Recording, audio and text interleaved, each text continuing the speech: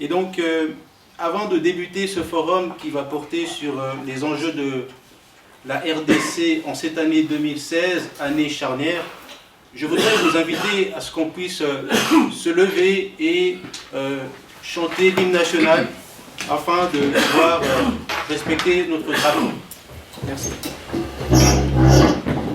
Debout, Congolais, unis par les sorts, unis dans l'effort pour l'indépendance. Laissons nos fronts longtemps courbés, et pour les bons, prenons le plus bel élan dans la paix au peuple ardent. Par les labeurs, nous bâtirons un pays plus beau qu'avant, dans la paix citoyenne. Entonnez l'hymne sacré de votre solidarité, fièrement saluez l'emblème d'or de votre souveraineté. Congo, don béni, Congo, des aïeux, Congo, au pays, Congo, bien-aimé, Congo, nous peuplerons ton soleil, nous assurerons ta grandeur. 30 juin au doux soleil, 30 juin du 30 juin, jour sacré, sois le témoin, jour sacré de l'immortel, serment de liberté, que nous léguons à notre prospérité pour toujours. Je vous remercie, merci de vous asseoir. Nous allons débuter tout de suite donc notre échange. Avant d'arriver précisément dans les différents points qui nous intéressent, les points de discussion qui nous intéressent, je voudrais d'abord vous transmettre un certain nombre d'informations et peut-être également de consignes qui vont donc être utiles par rapport à notre organisation de la journée. Permettez-moi de me présenter. Mon nom est Andy Kaluselikako. Donc, comme vous le savez, je représente ici un mouvement politique qui est le mouvement des démocrates congolais. Mais je voudrais insister ici que ce n'est pas moi, ici, tout seul à la tribune, qui vais m'adresser à vous. Je suis accompagné par d'autres représentants de mouvements politiques. Je vois ici, à ma droite, vous avez M. Augustin Mukamba, qui lui représente le parti ARC, qui fait également partie de l'opposition en République démocratique du Congo. Et ici, à ma gauche, vous avez M. Michel Moussabou, qui lui représente le parti unique, qui est le parti donc du docteur Georges Alula. Je voulais, dans un deuxième temps, je voulais saluer la présence ici des représentants de la société civile également et d'autres mouvements politiques qui vont... Je voudrais également dire que nous allons être rejoints, et nous avons eu des excuses au téléphone, nous allons être rejoints par le représentant de Martin Fayoulou, qui est M. Bruno Kalonda. Peut-être un autre point de précision peut vous être donné par rapport à la présence de M. Olivier Kamitatou. Donc, comme vous le savez, nous avons eu une première information qui nous avait été fournie par le représentant à ma droite ici de l'ARC, donc le représentant de M. Olivier Kamitatou, comme quoi il serait présent durant cet échange dans nos travaux. Il nous a été informé qu'il a été retenu de dernière minute et donc malheureusement il ne pourra pas, je dirais, nous agrémenter de sa présence. Donc voilà, tenons peut-être également à nous en excuser si certains d'entre vous s'étaient déplacés particulièrement pour peut-être vous entretenir avec lui. À la fin de ces travaux, une déclaration va être lue et elle vous sera donc évidemment présentée, et cette déclaration donc va engager, je dirais, les organisateurs du forum. Comme nombreux d'entre vous le savent, notre pays, la République démocratique du Congo, se trouve dans une situation politique critique. Le président Joseph Kabila, qui est au pouvoir depuis 2001, soit depuis près de 15 ans, plus de 15 ans, pardon, à la tête de la RDC, va arriver donc au terme de son mandat à la fin de cette année civile. Et donc, après 2 ans, 2 mandats, successifs et des élections présidentielles qui ont été très contestées en 2006 et en 2011, il est prévu par la Constitution que une nouvelle élection présidentielle puisse avoir lieu le 27 novembre 2016. Cependant, qu'est-ce que nous rencontrons sur le terrain? Nous rencontrons que le pouvoir de M. Kabila ne cesse de mettre des obstructions, ne cesse de bloquer le processus électoral et utilise des moyens, des méthodes dilatoires, c'est-à-dire qui consistent à retarder cette échéance constitutionnelle. Et pour étayer, pour démontrer ce que nous exposons ici, je veux vous donner ici quelques éléments bien précis. Donc, nous avons vu l'argument qui a été utilisé ces derniers temps par le pouvoir en place. Le premier argument qui a été utilisé a été de dire, à la face de l'opposition, bien entendu, également à la face de la communauté internationale, que l'État congolais n'avait pas d'argent pour organiser les élections. Alors, le pouvoir de M. Kabila s'est empressé de demander à la CENI d'exposer la réalité budgétaire du processus électoral, et cette réalité budgétaire, le CENI l'a dévissée à 1,145 408 000 dollars américains. Donc, nul besoin de dire que faire des élections en République démocratique du Congo, si on en croit les chiffres avancés par la CENI, coûte très cher. Mais ceci nous étonne, nous, les membres de l'opposition, et ces chiffres nous étonnent parce que nous savons que les élections qui ont été réalisées en 2006 et en 2011 ont coûté beaucoup moins cela. Ont coûté même, voire la moitié des chiffres qui nous sont avancés ici. Raison pour laquelle on est en train de s'interroger pourquoi et d'où est-ce que ces chiffres proviennent. Donc à ces mensonges que nous estimons vulgaires venant du pouvoir, vient s'ajouter donc le désordre institutionnel que le pouvoir en place de M. Joseph Kabila a créé depuis juin 2015. Et si vous vous rappelez bien, si un certain nombre de compatriotes ici ont suivi la situation, M. Kabila a signé en juin 2015 un décret par ordonnance qui instituait le découpage territorial. Ce découpage territorial faisait passer donc, la situation administrative actuelle du Congo de 11 provinces à 26 provinces en moins de 40 jours. Là également, un étonnement majeur pour nous, dans la mesure où tout découpement territorial ou tout démembrement institutionnel demande une budgétisation.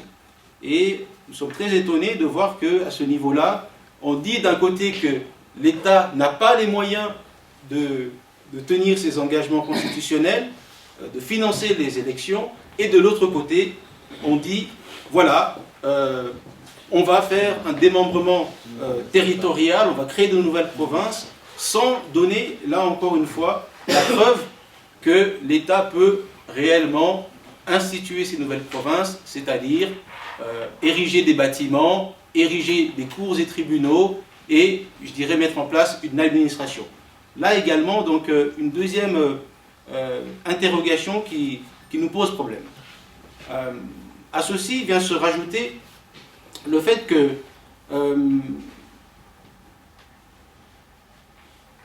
le pouvoir continue d'utiliser des manœuvres, comme je le disais en entrée, donc des manœuvres dilatoires pour essayer de freiner le processus constitutionnel.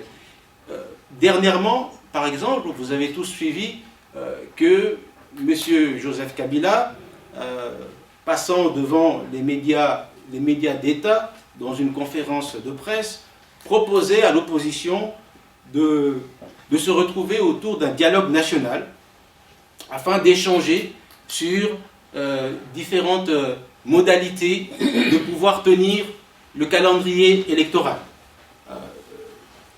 Là aussi, la réaction qui est la nôtre en tant qu'opposition, c'est de dire, mais comment se fait-il que nous avons connu, il y a quelques années, en 2013, les concertations nationales, où on a recherché la cohésion nationale. Voilà en tout cas, je dirais, l'argument qui était donné alors. Et 2 ans à peine après, on nous présente comme étant une nécessité de se retrouver à nouveau pour parler donc autour d'un dialogue national. Apparemment, les moments fétiches sont les moments les plus préférés de ce pouvoir.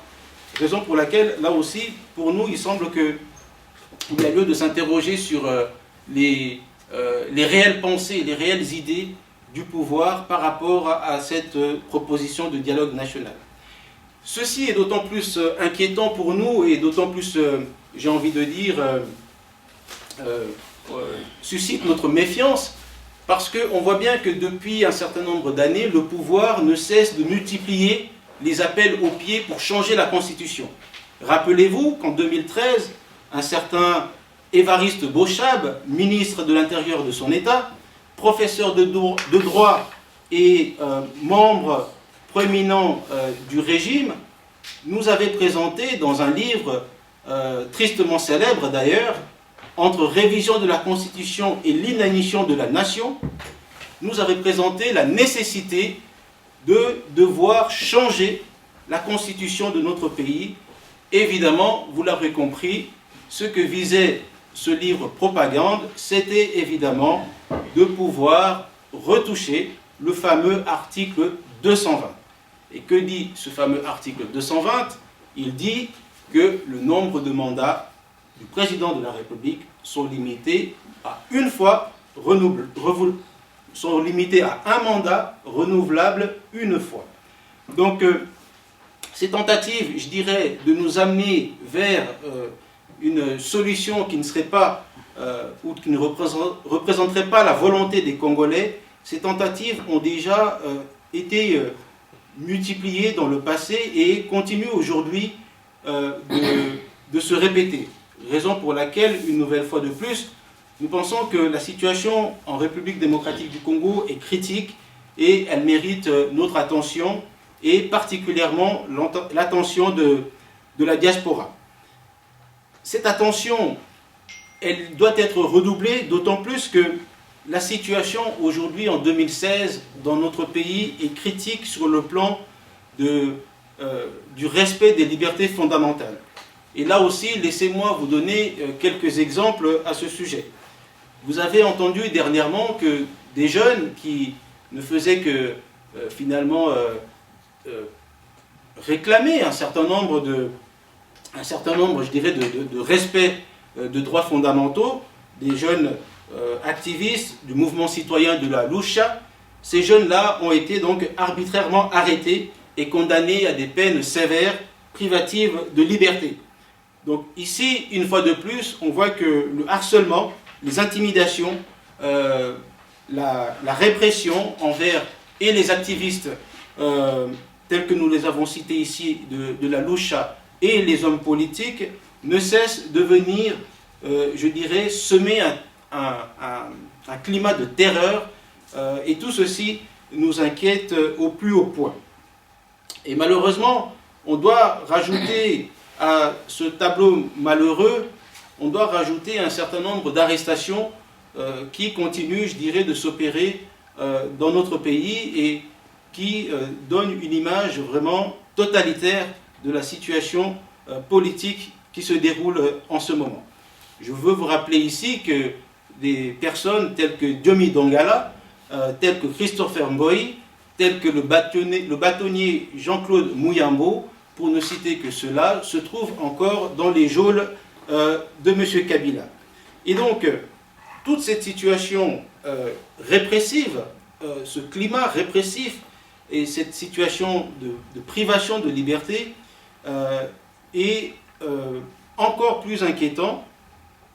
Et nous pensons que ceci demande une attention plus que vigilante de la part du peuple congolais et notamment donc de la part de la diaspora. Cela d'autant plus que la situation à l'est du pays, et là vous me permettrez vraiment de revenir un court instant dessus. La situation à l'est du pays ne cesse de se dégrader. Comme vous le savez, en plus des violations des droits de l'homme, nous assistons depuis un certain nombre d'années déjà impuissants aux tueries qui se déroulent dans le Kivu, où des populations sont massacrées à intervalles réguliers, au su et au vu des autorités.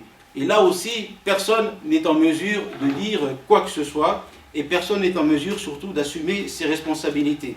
Et j'en viens même à citer ici Vital Kamerhe, qui dernièrement, ayant été reçu par le président du Sénat, M. Ken Wadondo, parlait de la tragédie qui se déroule dans le Grand Nord comme étant donc un génocide. Donc, voyez plutôt la portée des propos. Donc, tout ceci, vous l'aurez compris, sont des signes très inquiétants par rapport à la situation qui prévaut dans notre pays. Et cette situation doit nous inciter aujourd'hui à nous interroger par rapport à qu'est-ce que le peuple congolais veut aujourd'hui faire de ce pays et qu'est-ce que la diaspora, notamment la diaspora congolaise qui se trouve ici en Suisse, peut faire dans cette situation. Une chose semble de plus en plus claire, c'est que l'opposition congolaise, ici j'ai envie de citer plusieurs plateformes, que ce soit au niveau de la dynamique de l'opposition, du G7, du Front citoyen, du Front des démocrates, du Front du peuple, du Front anti-dialogue, etc., etc. Il y a un consensus dans cette opposition pour dire « nous ne voulons pas dialoguer avec M. Kabila ». Et je crois qu'aujourd'hui, cette situation est une donnée qui se pose à nous et qui demande notamment une prise de conscience et au-delà d'une prise de conscience, qui demande vraiment une prise de position de la part du peuple congolais, que ce soit à l'intérieur du pays ou alors à l'extérieur de ce pays. Raison pour laquelle je crois que les échanges que nous allons avoir aujourd'hui vont être éclairants à ce niveau-là et le débat, le dialogue qui va s'ouvrir à la suite de ceci va nous permettre de pouvoir échanger nos points de vue. Ceci étant dit, je voudrais à présent inviter notre premier intervenant à bien vouloir nous présenter la situation en ce qui concerne la CENI.